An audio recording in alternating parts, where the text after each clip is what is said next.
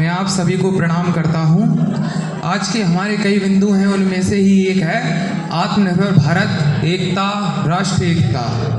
इसके लिए आवश्यक है आत्मनिर्भर भारत के लिए कि हम अपनी निजी वस्तुओं के लिए दूसरों पर आश्रित होना बंद करें। मेरे सामने जितने भी लोग बैठे हैं सभी अपने कलेजे पर हाथ रखकर ये बताइए, यदि पाकिस्तान से प्याज नहीं आएगी तो क्या हम भूखे मर जाएंगे? यदि पाकिस्तान से कपास नहीं आएगी तो क्या हम ठंड से मर जाएंगे? और मरे तो मर जाएं हम उन महाराणा प्रताप की कहानियाँ पढ़कर बड़े हुए हैं जिन्होंने घास की रोटियां खाना पसंद किया, लेकिन अपने स्वाभिमान और स्वतंत्रता और निष्ठा से समझौता करना पसंद नहीं किया। हमारे भूतपूर्व राष्ट्रपति डॉक्टर APJ अब्दुल कलाम, जिन्होंने ये तय किया कि जो भारत की अस्मिता की रक्षा का प्रतीक है वो परमाणु विस्फोट करके देखा जाए। पोखरण में हमने परमाणु विस्फोट किया, पूरी दुनिया ने उसका प्रतिरोध किया।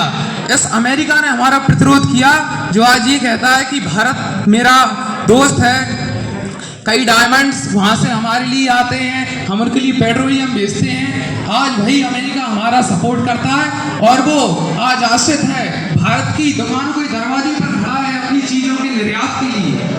हमारे भूतपूर्व प्रधानमंत्री पंडित अटल बिहारी वाजपेयी, जिन्होंने सदन के अंदर खड़े होकर ये कहा था कि हम भूखे मर जाएंगे लेकिन अपनी स्वतंत्रता, निष्ठा और स्वाभिमान के साथ समझौता नहीं करेंगे। भारत को आत्मनिर्भर बनाने के लिए पहला बिंदु ये है कि हम जो अलग अलग पंथों में बटे हुए हैं वो एक हों। यदि कोई हिंदू है उसके सामने दो विकल्प हैं, भगवान कृष्ण द्वारा प्रतिपादित भगवत गीता या फिर भारत का संविधान। यदि कोई मुस्लिम है उसके सामने दो विकल्प हैं, कुरान शरीफ या फिर भारत का संविधान। यदि कोई ईसाई है उसके सामने दो विकल्प हैं, बाइबल या फिर भारत का संविधान। यदि कोई गुरु गोविंद सिंह जी के पवित्र नियमों का आचरण करने वाला पगड़ीधारी सिख है उसके सामने दो विकल्प हैं, गुरु ग्रंथ साहिब या फिर भारत का संविधान। इन सभी धर्मपंथियों को अपने धर्मों को अन्यत्र करके या फिर अथवा की सूची में रख के भारत के संविधान को पहले चुनना चाहिए, तब जाके एक राष्ट्र बनेगा, एक राष्ट्र का निर्माण होगा, तब जाके भारत आत्मनिर्भर बनेगा।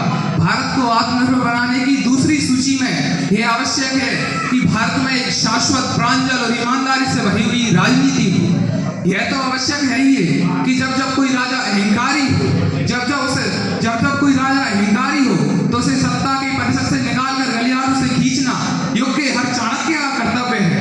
अतीत में कई संघर्ष हुए भारत को एक बनाने के लिए, उसे भारी आक्रमणों से बचाने के लिए, आत्मनिर्भर बनाने के लिए। जब सिकंदर भारत पर आक्रमण किया तो उस समय के एक विख्यात चाणक्य, वे तक्षशिला विश्वविद्यालय के प्रख्यात प्रधानाध्यापक और स्नातक, उन्होंने उस समय के सब बड़े बड़े राजवंशों के दरबार पर हुंकार लगाई।